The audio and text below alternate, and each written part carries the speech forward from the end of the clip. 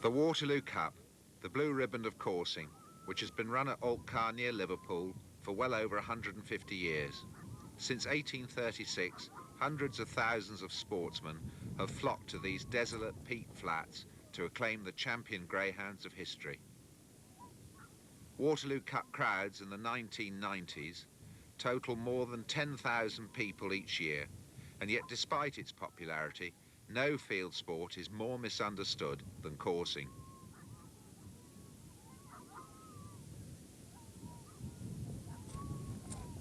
Coursing is in fact the oldest field sport in the world. The Egyptians, the Greeks and the Romans all followed the sport, and Flavius Arrianus in AD 116 wrote, "The true sportsman does not take out his dogs to destroy the hares, but for the sake of the course and the contest between the dogs and the hares, and is glad if the hare escapes." The same applies today. It was Queen Elizabeth I who instructed the then Duke of Norfolk to draw up the first rules for the sport, and her successor James I often coursed the heaths of the Suffolk-Cambridgeshire border, and his patronage founded the fortunes of the little village he stayed at, Newmarket. In 1776, the Earl of Orford set up the first public coursing club at Swaffham in Norfolk, and the club still runs on the same grounds today. As with all field sports, it was the farmers and squires who gave it its real boost. Here's Squire Bower with Malton in the background. Meetings sprang up at Stonehenge and Hampton Court, and places where a hare would be hard to find now, such as Epsom Downs, and also at Rainham Marshes, which are now, of course, covered by factories and dwarfed by the Dartford crossing. The coming of the trains made coursing more accessible. Crowds grew, the farmers' lunches were renowned for their hospitality, and the catering arrived on the coursing field by the wagon load.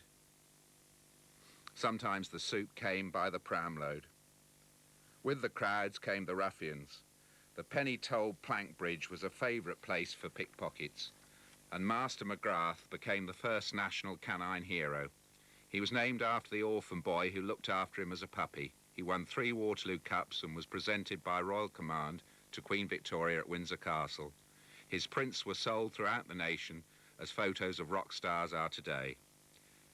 This magnificent statue stood in the New Forest until recently, when it was stolen by anti-field sports activists. The measurements were exact and taken from life. The enormous increase in popularity of the sport ensured that coursing grounds were specially laid out, and Kempton Park, Haydock Park, Newcastle and Plumpton all started as park coursing meetings and only became racecourses afterwards. In this Plumpton course of 1905, the racecourse stand and the jumps can be seen in the background. The hares were driven into special enclosures before the meeting and then released one by one onto special running grounds over which they had been previously schooled to make their escape. Huge programmes and prize money was to be won, more than in horse racing at the time, but the ventures failed because they were too predictable for the bookmakers. The last enclosed meeting was held in Britain in 1914 at Sully, just outside Cardiff, and seen here are the slippers shy and the bank through which the hares were driven. Fullerton was probably the most famous greyhound of all time. He won the Waterloo Cup 3 times and divided it once. He was owned by Colonel North, the nitrate king, who had made a fortune in South America. Here, his trainer, Edward Dent, holds Fullerton and his dam Bitter Fashion, also a divider of the Waterloo.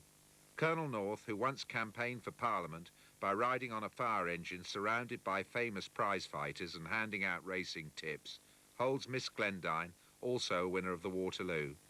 Fullerton proved sterile at stud and became the first payout for Lloyd's covering animal infertility. The crowds for the Waterloo Cup at the turn of the century were enormous. 80,000 people attended the first day of the meeting in 1882. 22 special trains a day stopped at Lydiate Station as late as 1939, when 39,000 people attended the first day. As late as 1952, the draw was televised. In the 1890s, the stock exchange closed at lunchtime to await the pigeons bringing the first results from the Waterloo Cup. Coursing was so popular at this time that advertisers used its popularity to help sell their products, such as this black and white whisky advertisement. For fear of obscuring the view of the crowd, bookmakers were not allowed to put up their boards on the field. Thus, a mile and a half from the coursing field, the road was blocked with punters anxious to obtain long odds prices before forcing their way through the turnstiles to watch the coursing from the bank on the Withins. Joe Correll and William Hill started their bookmaking careers at the Waterloo. Lord Sefton, seen here in front of his refreshment hut, laid out the Withins and the Lydiate fields especially for the Waterloo. A haven for hares, they remain today the only grass fields in a sea of plough and winter cereals. Enormous privately owned kennels were maintained, and this is Mr. Mitchell's kennels at Southminster. The dogs were as carefully prepared as racehorses. A trainer here spit some sherry into his dog's mouth just before the final in 1910 to pep him up a bit. In 1926, greyhound racing started in Britain, and it became a craze overnight. Crowds of almost 100,000 people attended the Derby final at the White City, and the popularity of coursing with urban sports fans inevitably suffered as a result. All the dogs running on the track descend from the great coursing heroes, and most trace to this one dog, the Waterloo Cup winner, Farndon Ferry. The equipment for the tracks was first brought over from America by the coursing judge Major Lynn Dixon, seen here on the right. Coursing flourished between the wars, and the man seen here with Dixon, Harry Skinner, was a key figure in setting up special coursing fields on the estates of wealthy owners. Skinner's field at Druid's Lodge near Salisbury, seen here, was possibly the greatest coursing ground ever. Thanks to Skinner's skillful conservation of hares and his expert beating, over 70 courses a day could be run here off one beat. The field was surrounded by chestnut paling, every other stick pulled out to allow the hares to get away but to stop the dogs.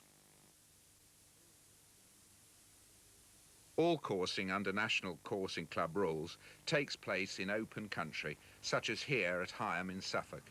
The wild brown hares are at liberty on their own territory, and beaters, in the same way as for game shooting, drive the hares one by one onto the coursing ground. Opponents of the sport often claim that hares are let out of boxes at coursing meetings, but this is simply untrue. Nor are the hares terrified and exhausted when they reach the running ground. This hare is calmly and purposefully making its way along a path it knows only too well. Hares can move several miles a day in their search for food and to avoid the threat of natural predators.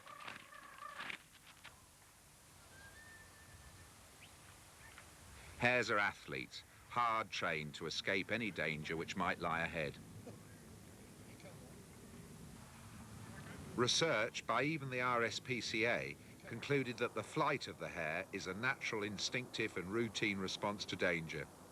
It found that if the hare wasn't capable of escape from pursuit, it would have become extinct years ago. For the hares, it's all in a day's work, whether it's a fox or a greyhound. Opponents of coursing claim that it threatens the survival of the hare. This is complete nonsense, for the Game Conservancy research has shown that hare numbers are increasing against the national trend on estates where coursing does take place.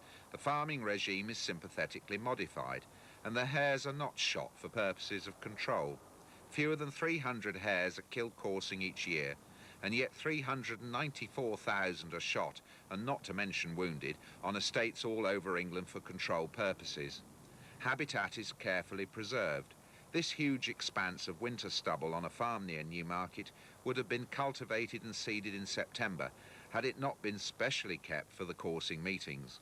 The stubble affords protection for the hares and, as it greens up in early autumn, provides essential foodstuffs at a season when most of the modern rural landscape is as bare as the surface of the moon. Leaving this stubble means considerable financial loss for the farmer, and if it were not for his wish to show sport, this stubble would have been ploughed and the hares shot months before. Some people claim that the hare is always killed. This too is simply not true.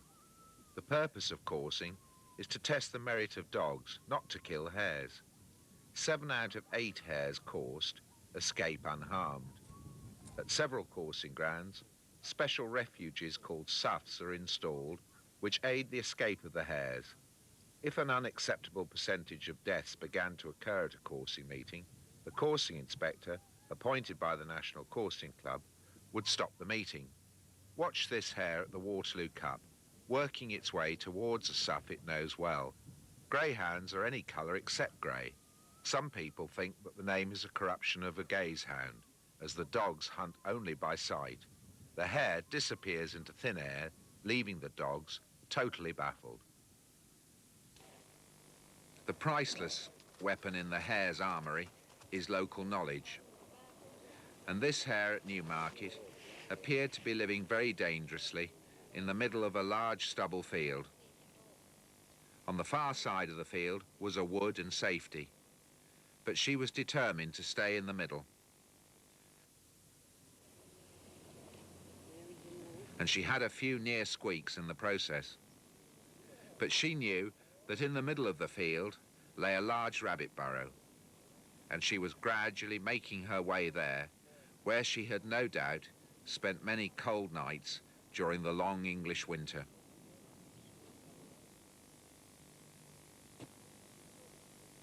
She made her pursuers look pretty stupid too.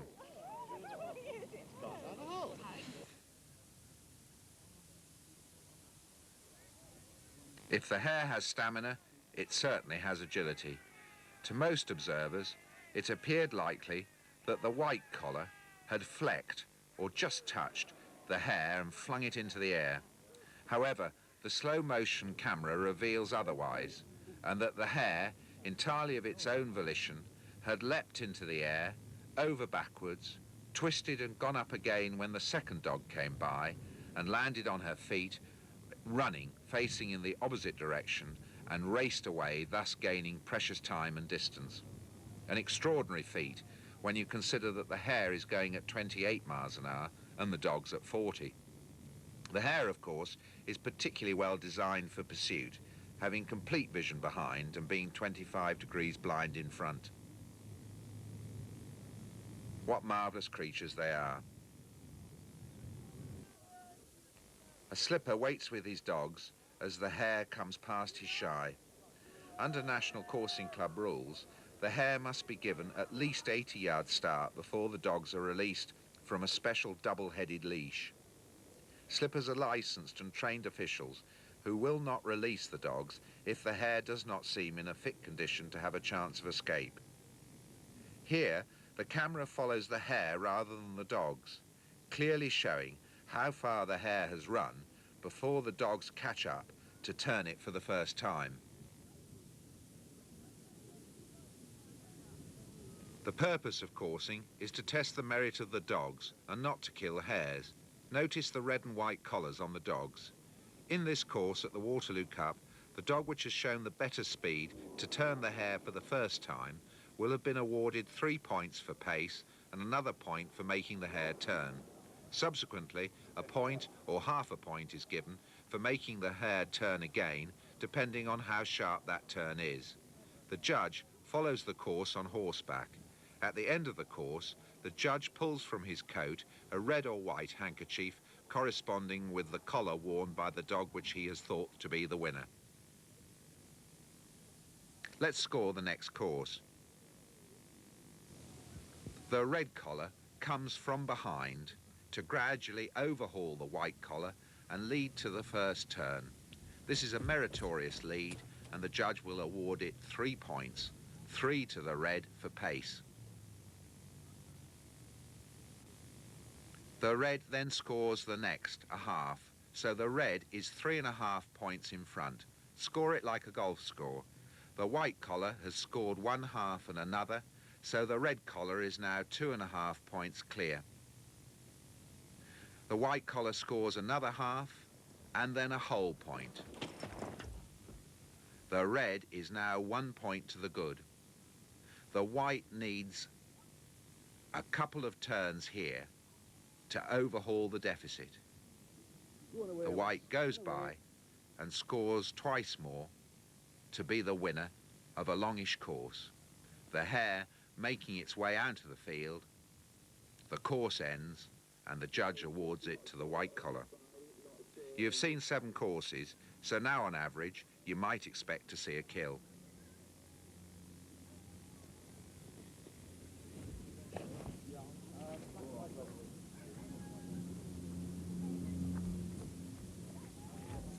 Over the centuries, the greyhound has forged itself into a lethal weapon. Endowed with speed and boldness which you have just witnessed, the greyhound kills instantly. On the very few occasions when the hare is not killed immediately by the dogs, the rules of the National Coursing Club insist on 4 pickers-up being placed strategically on the field. Their task is to secure a hare brought down as quickly as possible and ensure it is dead. Coursing is a carefully balanced equation. The hares have stamina, agility and local knowledge. The dogs have initial speed. Here, a hare has been hard pressed in the early stages of a course. The dog's speed has at first given them the advantage, and the hare has required all its agility to survive. Twisting and turning, each time giving itself the advantage, testing and probing the dog's stamina and endurance, the hare is gaining the advantage. A high standard of coursing demands the hares to test the dogs to the ultimate. Therefore it is the only field sport where killing the quarry is of no benefit, in fact quite the reverse. The stronger the hares, the more severely the dogs are tested and the better the coursing. By the end of this course of 2 minutes, the hare is running as fast as at the beginning and is in no danger from the exhausted greyhounds. That's an education for those who make the ludicrous claim that courses last an hour. Research has shown that after escaping, the hare will quickly return to the activity it was involved in before being disturbed, feeding, washing itself, sleeping even. Can you imagine a fisherman coming home and saying he'd had a wonderful day's fishing? The river was black with fish, but he hadn't been able to catch one all day because they were so clever. Coursing, that's the kind of day you want. Lots of courses and no hares killed. Coursing has always been popular in the broadest sense. Owners and trainers and spectators come from all walks of life, and here at the Waterloo Cup the bank is packed with spectators, as it has been for over 150 years. Coursing is not a sport which takes place in shadows. Police estimates put the crowd at 3 days Waterloo Cup at up to 15,000 people, and the sport is widely covered in the racing press, like the Racing Post, and in the specialist greyhound journals and country magazines. When Prime Minister Harold Wilson wanted to ban coursing in the 1960s, Labour Minister Richard Crossman, who was noted for his shrewdness, wrote in his diary, "Harold thinks that this abolition bill is an election winner and that hundreds and thousands of people who read the Daily Mirror love the idea. You know, it's queer. Hare coursing is a very proletarian sport and people in the north enjoy it. I simply said that looked at purely from the point of view of votes, I didn't believe we should jump into this without a much more careful analysis of the minority that would oppose us. Minorities are valuable people. Coursing isn't for the majority when the weather's like this." High point of me, never miss it. Great entertainment. Seeing the air in its own environment and being coursed by its natural quarry. 99% of the air's got away, and it's damn good sport for the dogs. Good day's entertainment. Even bad days are good days at the Waterloo Cup. Greatest spectacle on God's earth. Coursing is much more a participation rather than a spectator sport, and in the past decade there has been a major revival in interest in owning, breeding and training coursing dogs. There are 23 coursing clubs running under National Coursing Club rules, which also licenses 35 public coursing trainers. Many of the dogs running, however, are trained at home by their owners. Often they will have bred the dogs themselves and will have been responsible for their rearing and training right from the start. The skills of greyhound husbandry have been handed down from generation to generation. Even today, many of the top track greyhound trainers learned their trade with coursing as well as racing dogs. Coursing greyhounds require much more careful preparation than track dogs. It takes 6 courses in 3 days to win the Waterloo Cup. That's the equivalent of 12 average track races, and it's a busy life for a track dog if he runs more than once a week. Coursing dogs are exercised and fed as carefully as racehorses, and it's their breeding over hundreds of years as well, which makes them far tougher than their track brethren. Once they've run, they need plenty of attention to get them ready to go again, sometimes after just half an hour's rest.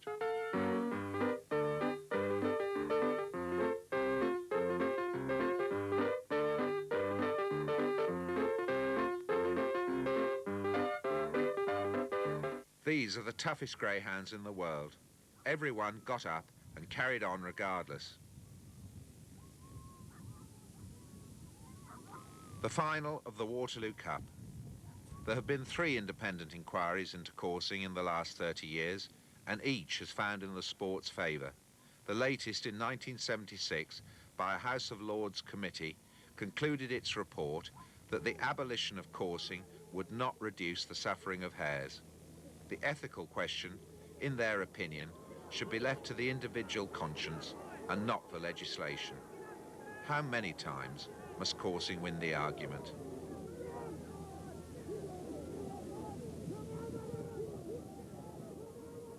Don't let them stop it.